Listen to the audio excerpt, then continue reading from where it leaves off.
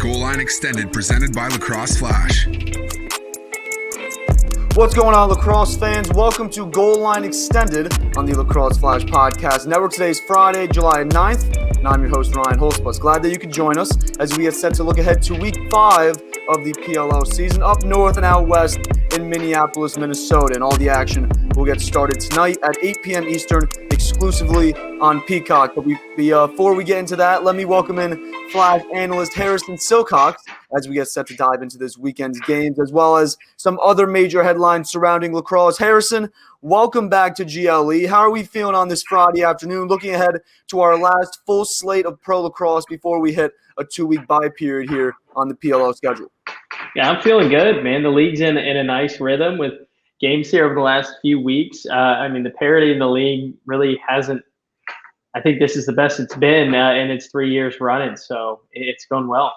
Absolutely. You mentioned there the parity of the league. In 2019, it was kind of like we had our really good teams, and then towards the end, obviously the Redwoods were only 5-5 there in the playoffs. They get all the way to the championship there in 2019. But we saw last year kind of the difference between our upper tier and lower tier of teams. We thought the same thing, I think, coming into this season, but we've seen obviously the Atlas kind of started towards the bottom. They've flipped. They've become one of the best teams in the league. So really exciting through the first few weeks. And then just as a disclaimer for everybody that's watching or listening, I got a rainstorm here that just started above me. I know Harrison's got some thunder there behind him, so if you hear anything, don't worry. We got storms here, that hurricane, I believe, making its way up the coast. But a really exciting weekend of lacrosse ahead of us, as we'll see the Cannons and Water Dogs tonight in a rematch of Week 1, and then they'll both play again on Sunday, the Cannons against the Archers and the Water Dogs against the Chrome. We also have a 2019 championship and a 2020 semifinal rematch on Saturday between the Redwoods and Whipsnakes,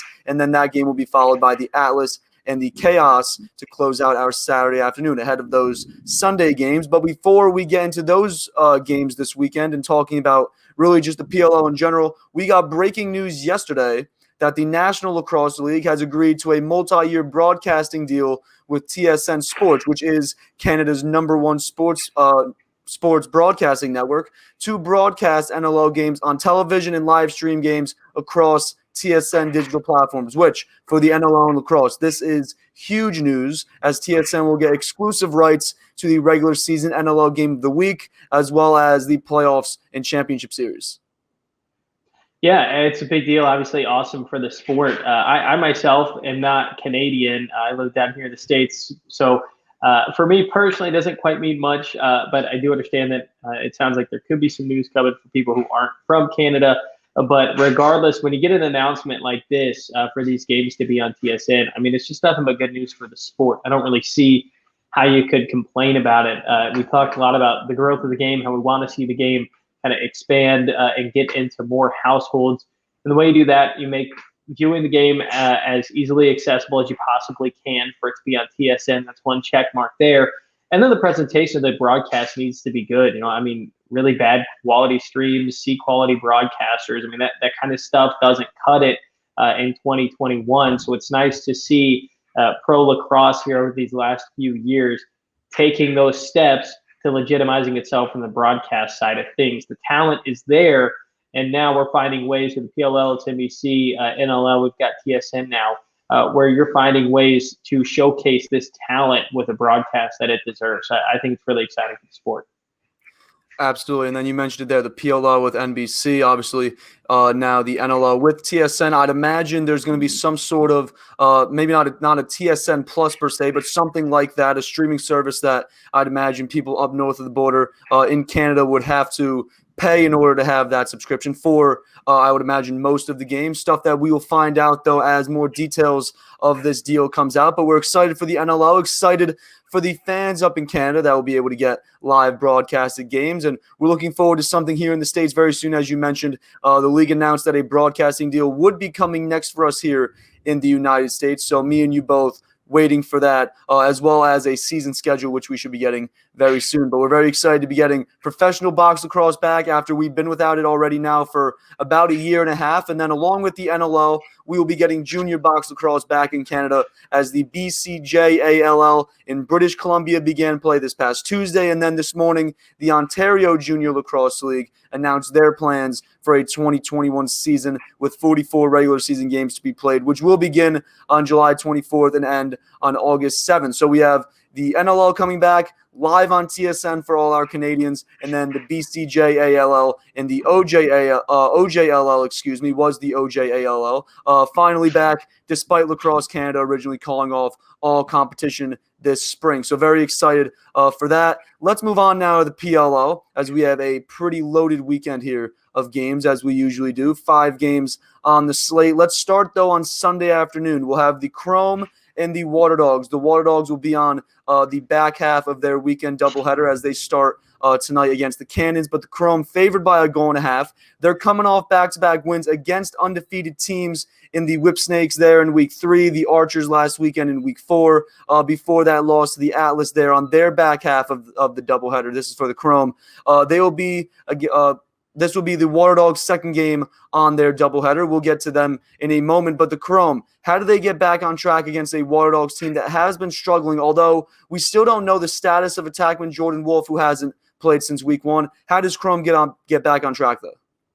Yeah, I think one thing that I look at here when I look at this matchup, one thing that helps the Chrome get back on track is just the fact of that second game of the weekend for the teams that have to play on Friday as well as Sunday. I mean, you look at the last 3 straight weekends of lacrosse, we've kind of started to see teams feel a little bit of that exhaustion. We saw it affect the Whip Snakes with guys getting hurt. I mean, Matt Rambo still not playing when they play 2 games in that weekend. So Chrome are going to get a few days of extra rest. The Water Dogs are going to be playing Friday night. So I think that automatically plays into their favor.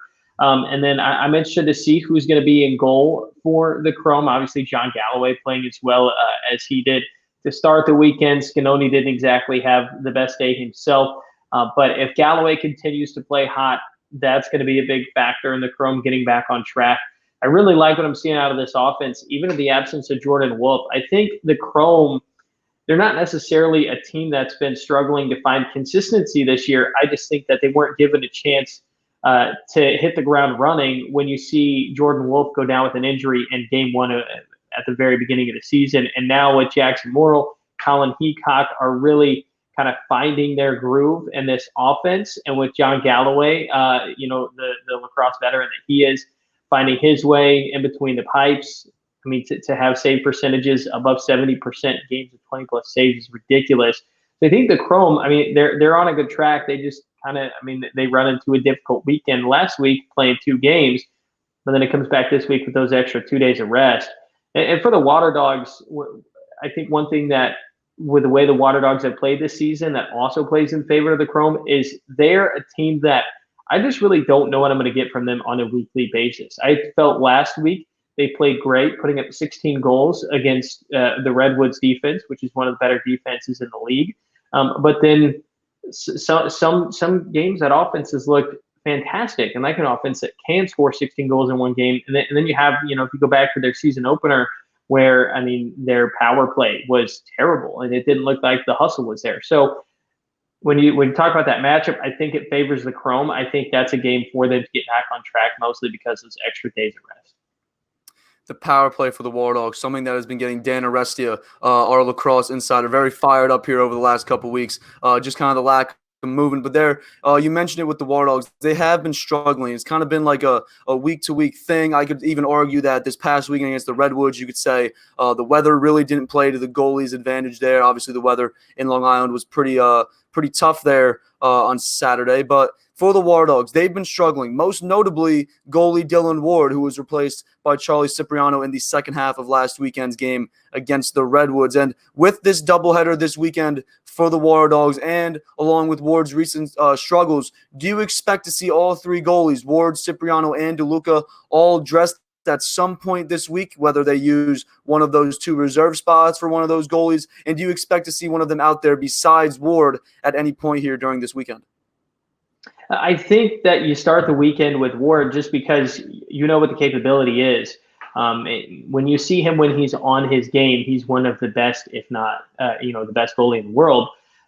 When you look back to those, the 2018 World Games, I mean, that Dylan Ward was a brick wall. I mean, he was unbelievable and almost, helped Canada win gold medal then. So it's hard to not go with that to start the weekend. But I think, yeah, if he does struggle, you might see Cipriano and DeLuca maybe see some time with a game on Friday and a game on Sunday if Ward continues to struggle this year. With that goalie situation, I would really like to see DeLuca get some more chances in net. I know he did in the bubble last season as a rookie. I just think his size and frame, if you want to look at ceiling for goalies on that team, I think DeLuca has the highest ceiling.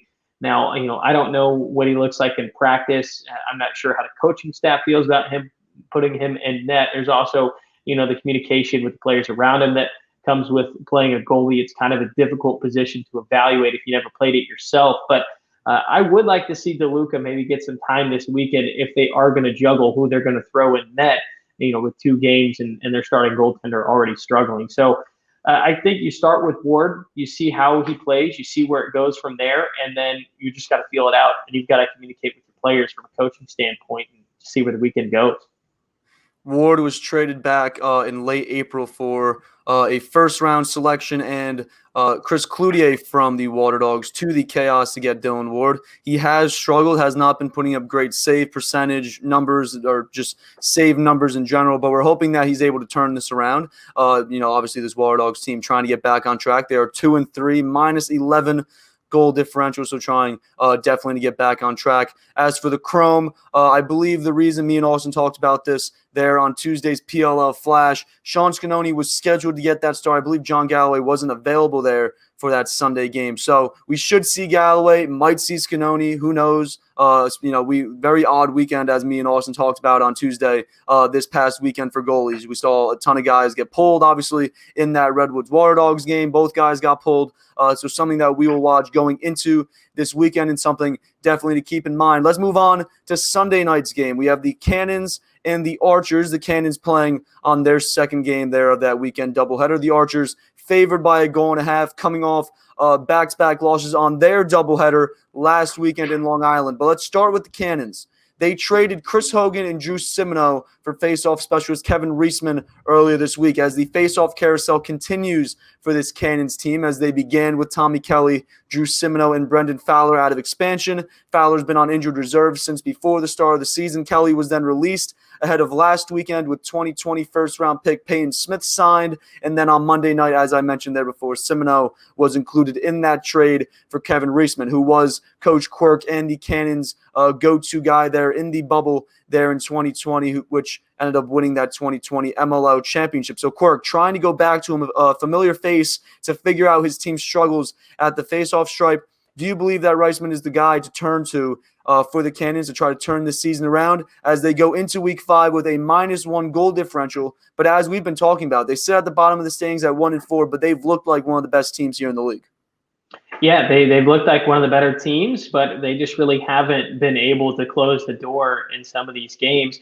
And Reisman might be the answer to some of those issues. The biggest issue when you're like, man, I mean, you look at how Rabel's playing this season, a team with Lyle Thompson, Stephen Rafis has shined well as a rookie in the league, short stick D-mid like Zach Goodrich, and just the veteran leadership on that defense. It leaves you kind of wondering what's going on with the Cannons. And the first thing that stands out is 36% on faceoffs this year. And Reisman, why not? If you're Sean Quirk, why not just give it a go? This guy, he worked for you last year in the bubble. You won a championship with him. So why not give him a shot? The only thing I wonder here is when you look at Quirk, he's toying with the roster. You understand why. He's just trying to figure out how they can finish some of these games.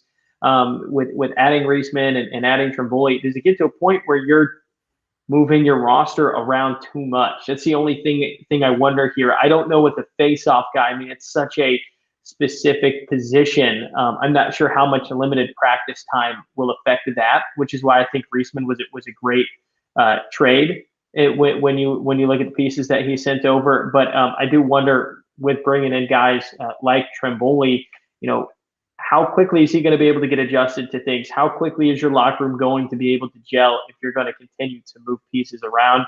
But with that -1 goal differential, just a few extra faceoff wins, if you can get that from Reisman, that's going to be a huge difference. And this is a team that they really need to win some games, because you just win one game, that goal differential is likely going to be enough to boost you into the playoffs. All you need to do is just not come in last place in the league. But right now they're 1-4, and you mentioned that they've got the game against the Archers, plus game on Friday night, and then they close out their season. I lost them my notes. Dang it. I can't find it. Hang on. Oh, I had it in my notes earlier. I was looking at For the the wrong Cannons, spot. I got the Atlas there in week 7, and I've got Chrome in week 8. So 2 winnable. No, I wouldn't say 2 winnable games, but we should see 2 very good games there to finish out the season there for the Cannons. Yeah, we should. And like I said, I mean, 1-4, no need to panic. But when you got a doubleheader weekend, the back end's against the Archers, you got to win, and Reisman's got to be the guy at face off. Cannons are 1-4 with those 4 games left, including tonight. Really one chance, one loss they have to give in order to try to stay above 500. If they are able to go 3-1 here, they would finish at 500. So something that we will watch as the season goes on. But you were mentioning just the roster movement here for the Cannons. Of the 18 expansion draft selections by Coach Quirk back in March, only 9 still remain on the roster, and then Sam Duggan among that 9 that's still on the roster. He has not dressed since the Cannons opener against the Redwoods, so he is available there for any team that would want to pick him up off the reserve roster, which the Cannons traded short stick defensive midfielder Chris Hogan, who we also thought, me and Austin talking about this last Tuesday, just as that trade was announced. We didn't expect Hogan to necessarily get traded. We thought, if he's left off this week 5 roster, we'd imagine that he might get picked up by a team there off the reserve roster process. But he is traded. Very interesting trade as the Whipsnakes get Drew Simno and Chris Hogan. But also for the Cannons, in a game where midfielder Paul Rabel set the all-time point scoring record in professional field lacrosse, he and short stick defensive midfielder Tyson Bell were fined this week by the league following the on-field altercations that we saw in their loss to the Chaos this past weekend, along with Chaos defenseman Jack Rowlett. He was fined for contact with an official.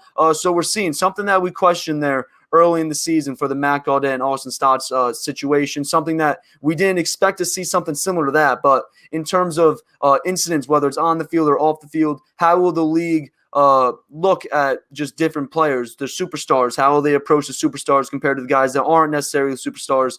We see here a guy like Rowlett, who you could kind of have in between there as a superstar, non-superstar, but Paul Rabel, 100% a superstar, the co-founder of the league, being treated the same way as a guy like Tyson Bell, who's kind of just a young name getting himself here in the PLL.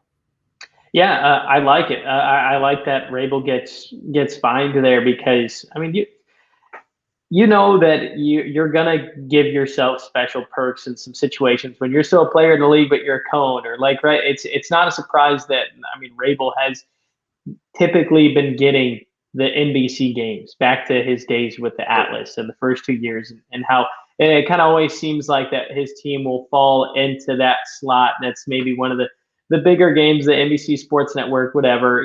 There's things like that that go on with the league, and that's kind of expected when he's again in that position that he's in. But you get an altercation at the end of the game where in a video you're throwing a helmet at another player's face. Like, you can't not be fined for that. I mean, at the end of the day, you are still a player, no different than a guy like Rowlett or Tyson Bell. So, I think the fine is the right move there. I don't know how much the fine is. I think the league at times has been kind of weird on how they handle discipline, where maybe in some dirty hits that have happened in games where we kind of wonder, okay, are they going to do anything? And then maybe really late in the week, they finally decide to address it, whether it's a fine or, some sort of temporary suspension. But I think the fine's the right move here. And yeah, I mean, you've got to treat players in a league that is made for the players. You've also got to treat them the same way as well. I think that really the only issue that I saw in this game was how, in the rule books, fighting is allowed, but you have ejections for some fists being thrown. So I think, there's a gray area there on whether or not are you really allowing fighting, or are you just allowing these little scrums in between plays, whatever they may be. So I like the fine. I think the biggest issue that I had was, do we really allow fighting in this league? Because I don't know at this point. We saw there at the end of the first half, Josh Byrne got his helmet ripped off and so clean, just tossed off the gloves. He was ready to go, throw some fists. Very exciting stuff. Well, as you're saying, a lot of gray area in terms of on-field altercation, something that we'll hope that the league can maybe iron out here, whether it's this offseason or just going forward. But let's talk about the Archers real quick here in this matchup with the Cannons. They are coming off back-to-back losses out on Long Island, and since both were just by 1 goal, they still hold a plus 23 goal differential, which is the best in the league by a pretty wide margin. But how did the Archers get back on track here before this 2-week All-Star break?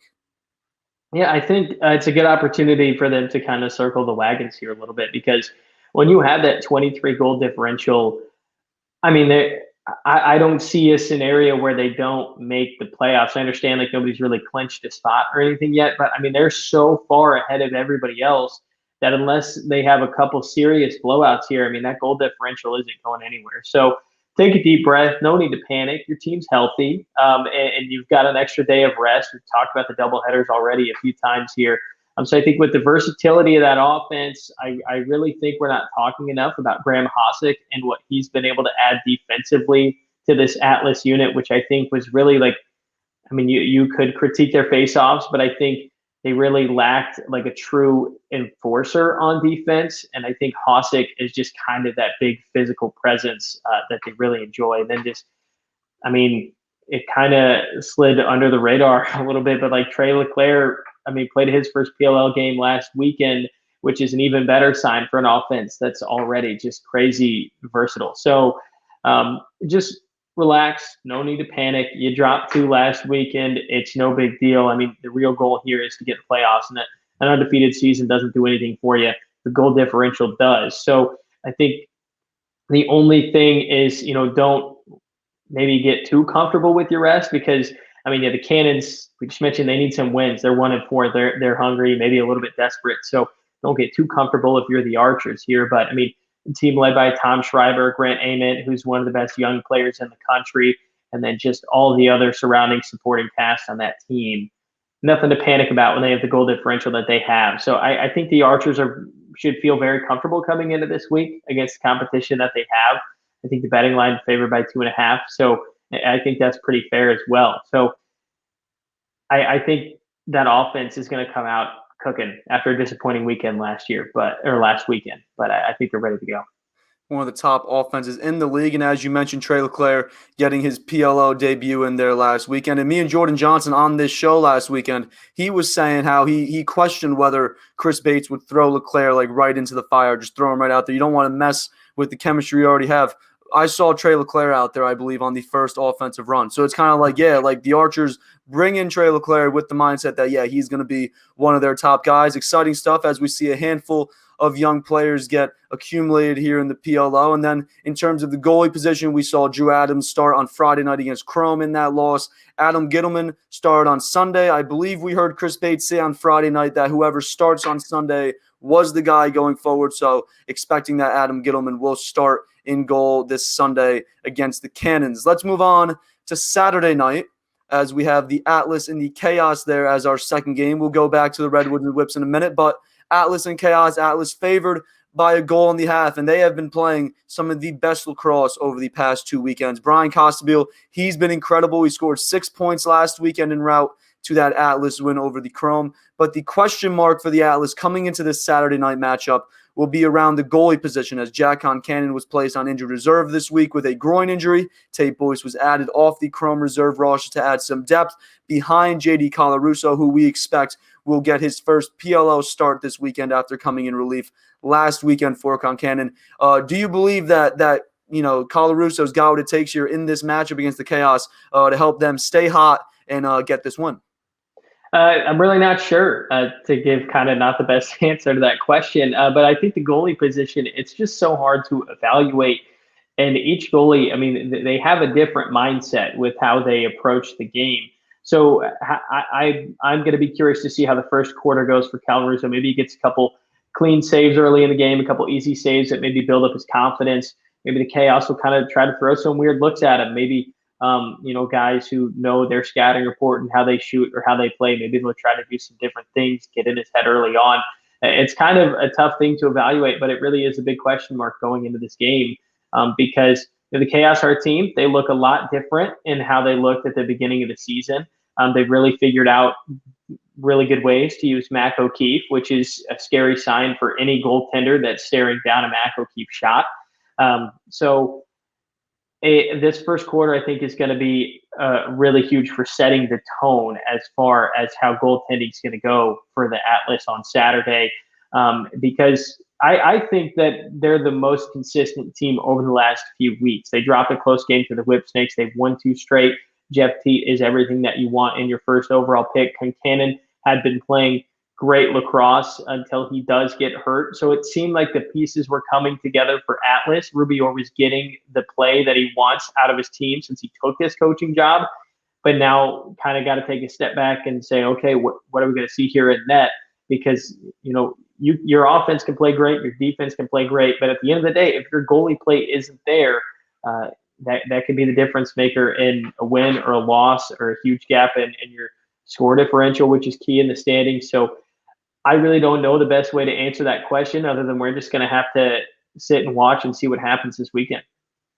As you're saying, goalie play obviously playing a big role. I mean, Blaze Reardon for the Chaos is really the reason why they've been getting the 2 wins that they have. Really, the big reason why they have those 2 big wins, making 18-plus saves per game. But he came up big there, only allowing 2 goals last weekend against the Cannons, or I believe 1 goal actually in that second half against the Cannons as the Chaos, roared back, able to get that win against the Cannons. What impressed you most about that game, and what do you think in that win can carry over here to this one against the Atlas?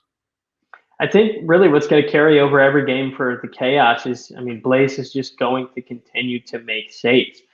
He sees a lot of shots, and he saves a lot of them as well. That's the reason why he leads the league in saves. He's a 2-time goalie of the year, so that's what you're going to get in terms of just week in and week out, the consistency in between the pipes. I think Chaos, they really need to take advantage of, though, the goaltender situation we just talked about with the Atlas. If I'm this team, if I'm this offense, I'm trying to figure out how can we throw different looks, how can we maybe confuse this defense, get them on their heels a little bit early, and really take advantage of Cal Russo in net, assuming that he's going to get the start. So Chaos, the goaltending is going to be there. I expect that to carry over. The thing that I do want to see as well, though, is come out. You don't want any more ejections, right? You dealt with that drama. You want to move on from it. I think that they want to pepper shots on cage and then protect their goalie on defense, because Blaze does see a lot of shots. He does, and he's going to make saves. But when you're letting as many shots go by you as this Chaos defense does, it's when it becomes problematic. And that's where I look at a guy like Jared Newman to really step up and lead this defense in situations like that, where shots aren't the end of the world if you're letting them off, but you just don't want to let off too many, and you want to make sure they're not good looks. And teams are getting a lot of good looks against Chaos. It's one reason why they struggled at the start of the year. But they're going to need that goaltending to carry over each game unless this defense can make any sort of adjustments if the Chaos want to find some wins. Chaos coming into this Week 5 matchup with the Atlas, coming off 2 straight wins against the Redwoods and against the Cannons. So we will see if they can stay high here, get a 3rd win in a row. But for the Atlas, Jeff Teat will be making his first start against the Chaos. If you remember, the Chaos last season drafted Jeff Teat in the 2nd round of the 2-round 2020 college draft. So Jeff Teat will be getting his first chance to play against the team that he could have played on if he didn't try to return to play college lacrosse. Obviously, he was not able to since Cornell did not play this past spring. But Jeff Teat now at the Atlas. We're very excited for this matchup, obviously with Blaze Reardon, one of the best goalies in the game, PLL All-Star captain, which we will get into those PLL All-Star game rosters in a little bit. But let's fast forward from Saturday night to Saturday afternoon as we have our game of the week between the Redwoods and the Whip Snakes, a 2019 championship 2020 semifinal rematch. As for the Whip Snakes, you mentioned it before, they'll be without Matt Rambo. They'll also be without midfielder Connor Kirst, rookie midfielder Connor Kirst. But for the Redwoods, the interesting thing, I mean, we talked about the goalie position there for a few of these teams. Jack Kelly replaced Tim Troutner there in the second half of last week's game against the War Dogs, which, as I mentioned before, the weather did not play to either of those goalies' advantage. Also for the War Dogs, the weather pretty crappy there out on Long Island there Saturday afternoon. But with how last weekend unfolded, who do you think gets the start for the Redwoods here against the two-time defending champs in the goal? I think you go with Tim Troutner. As much of a cool story as Jack Kelly is, and how cool it was to see kind of that comeback come full circle, and the video of him after the game, and just how much of a win that was. But I think you go with Troutner just because he's been your guy for 2 years. And yeah, Saturday last week wasn't really his best day. You mentioned it at the top of the podcast that the weather really was not doing any favors for the goalies in that game. Part of the reason why it was 19-16 and as high scoring as it was. So I think Troutner's been your guy. He's played against this Whip Snakes team 4 times. One of those games was a win. 2 of them have gone into overtime. And those 2 games that did go into overtime were big playoff games. And the other one was a blowout up in Canada, I believe. So I think that you just go with Troutner because he's been the guy. He was the rookie of the year. But maybe there's a little bit more pressure on him. And Matt might be in his ear saying, hey, if you're not on it these first 2 quarters, I put Kelly in last week. I'm not afraid to put him again this week because we all know the goaltender that Jack Kelly can be. So I think you start with Troutner. You kind of see where it goes from there. I mean, a big thing here is obviously these coaches, they want to win these games, but you got to look at that score differential as well. So it gives some flexibility where if you're hanging tough with a team or if you want to try to play 2 different goalies, loss isn't necessarily the end of the world. But I mean, it's also as simple as if your goalie's not playing well, you're going to have to make the switch. But I think you start with Troutner and then maybe think about putting Kelly in.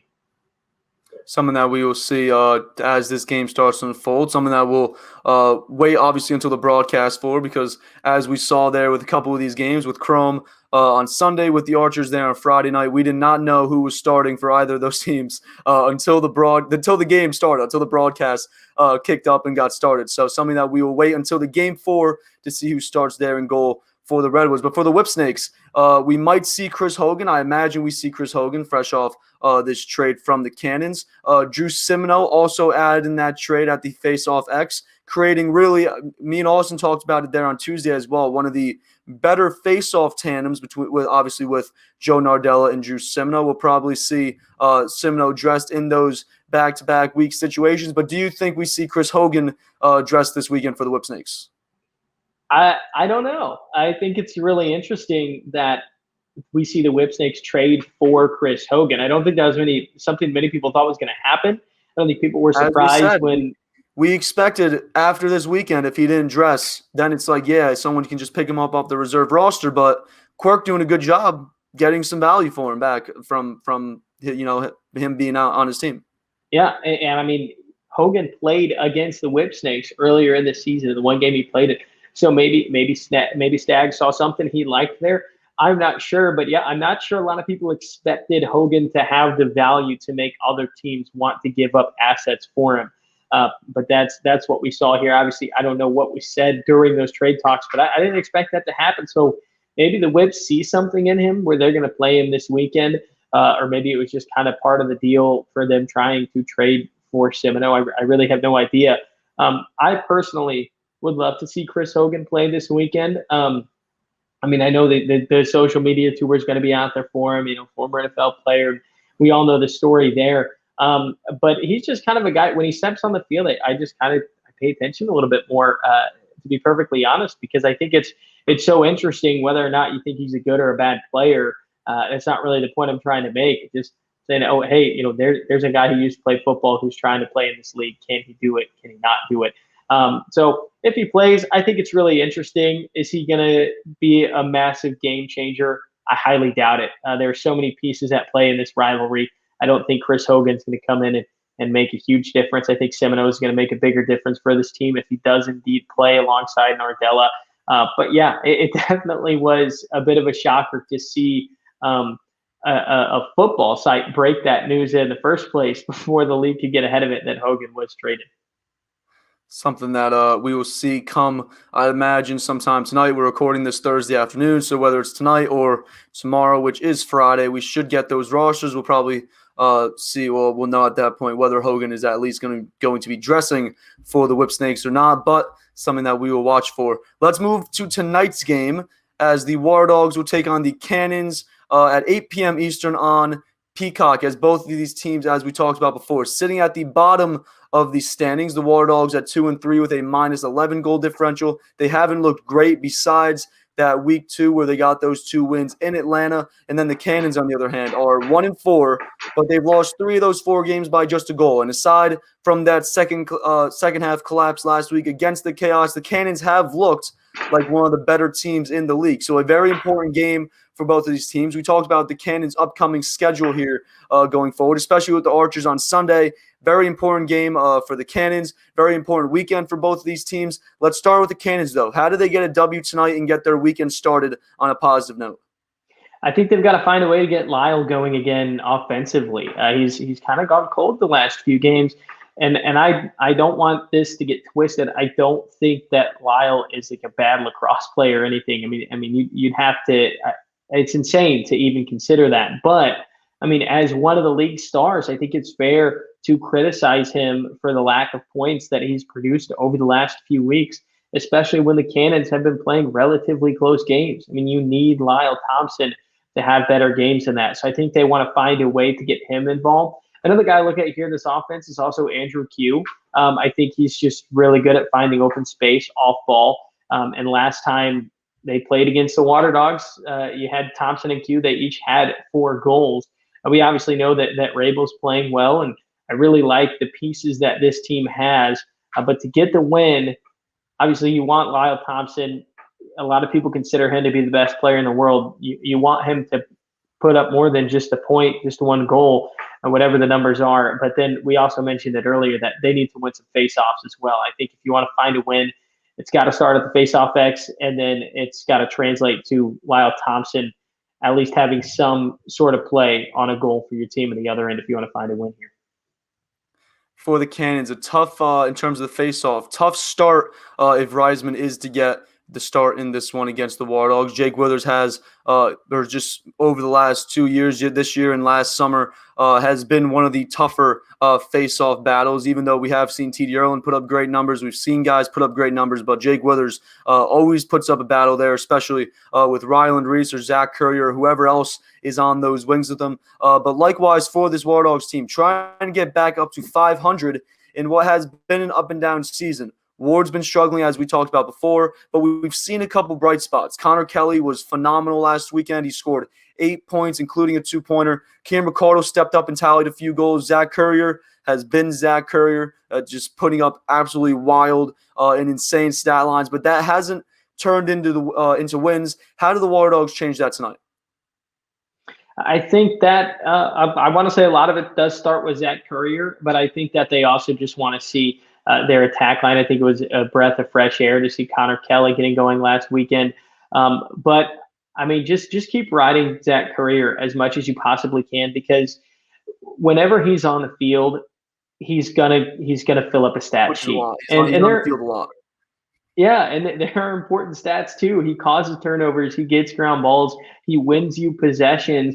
Right? You can have a bad day at the faceoff X, but you know that Courier is going to be there to get a ground ball if you don't win the clamp, or to knock the ball out of somebody's stick. You may have just secured that ground ball and take it down to the other end, and just that versatile kind of two-way style that he plays.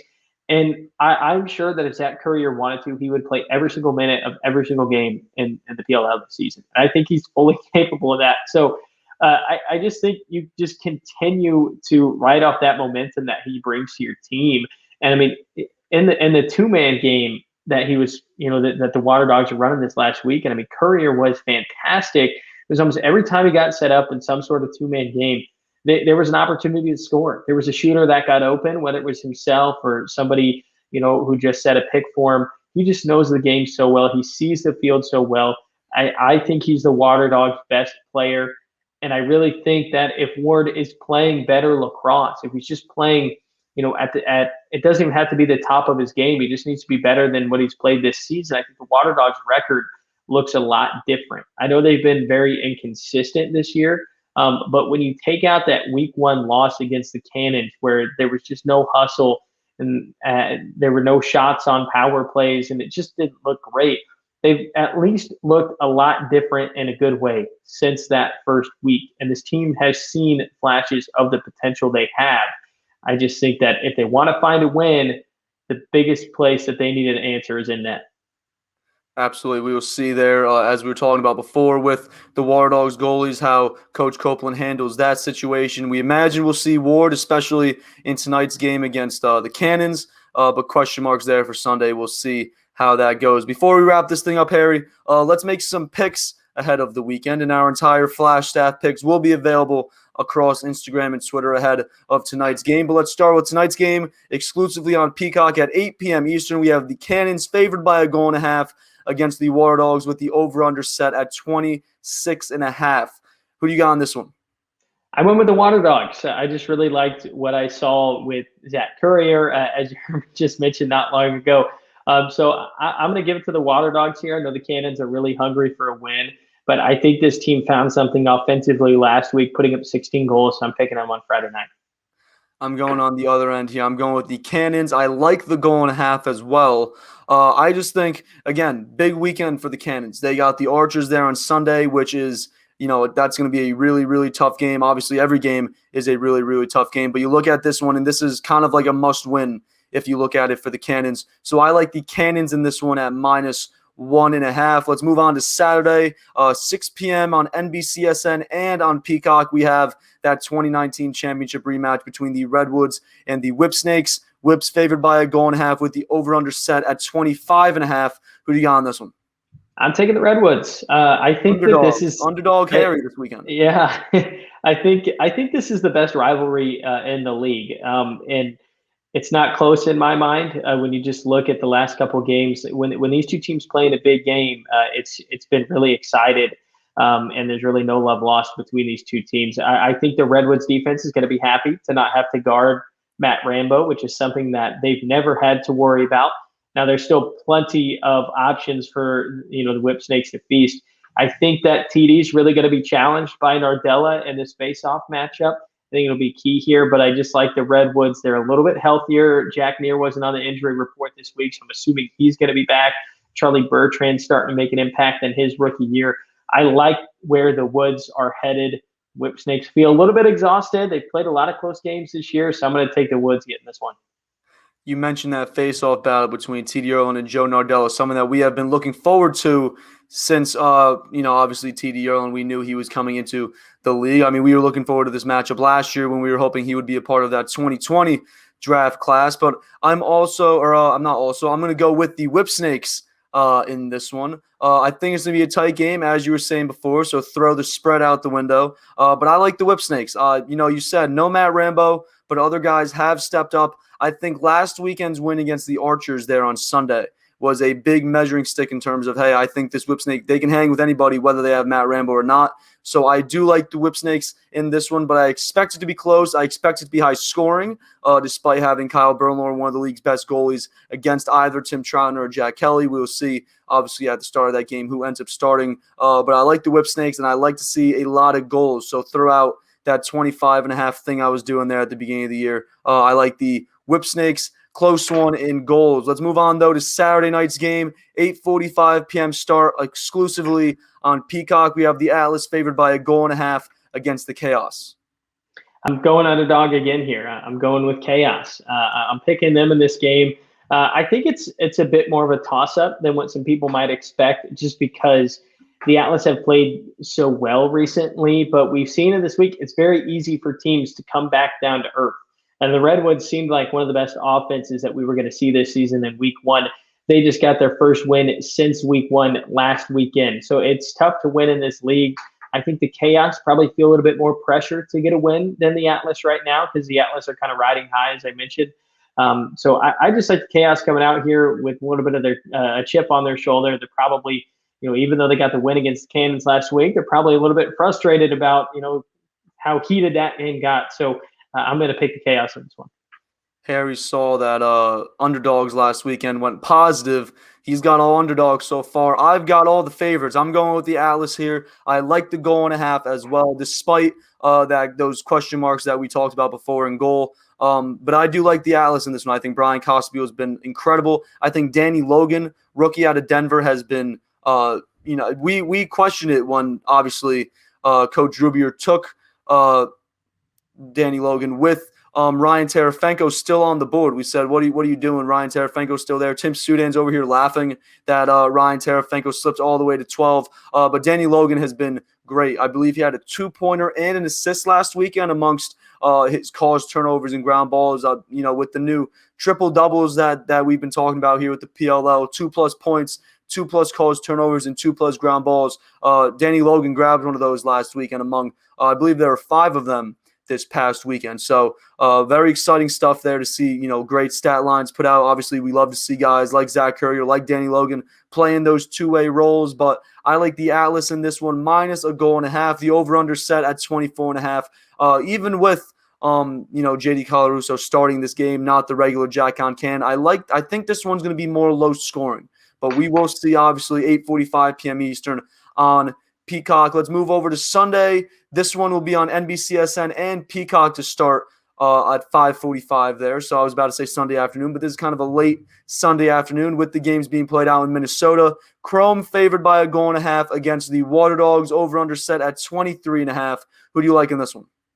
I'm taking Chrome in this one. At this point in the year, heading into the All-Star break, I don't really like teams that much coming off the second game in a back-to-back doubleheader weekend or whatever you want to call it.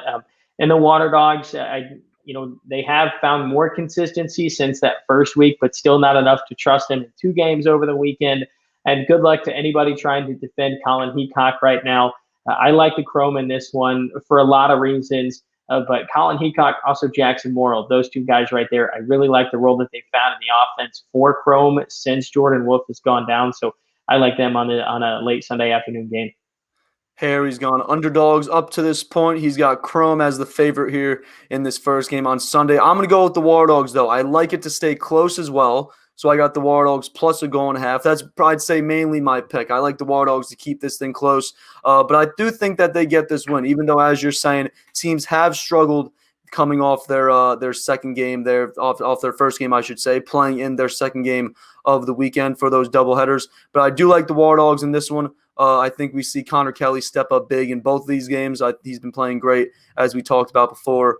Kieran McCardle, I think, could have a big game in this one. Obviously, Chrome dealing with injuries on defense. Obviously, we've talked about Jesse Bernhardt, who's hurt. JT Gallas-Harris hasn't played yet, but Chrome has figured it out defensively. But I do like the War Dogs to get this win. Let's move on now to Sunday night, 8:30 p.m. Eastern, exclusively on Peacock. We will have the Cannons and the Archers. And as we mentioned before, the Archers coming off those back-to-back losses last weekend. The Cannons, this will be their second game of their doubleheader. The Archers, the only team favored by more than a goal and a half. They are favored by 2.5 goals this weekend with the over-under set at 25.5.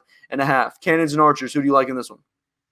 Right after I say I don't like to pick teams who are on the back end of a doubleheader, I'm going to do it here with the Cannons. I think this might surprise a lot of people, especially with the Atlas getting those few extra days of rest or the Archers, and just with how good that team has been this year, the goal differential.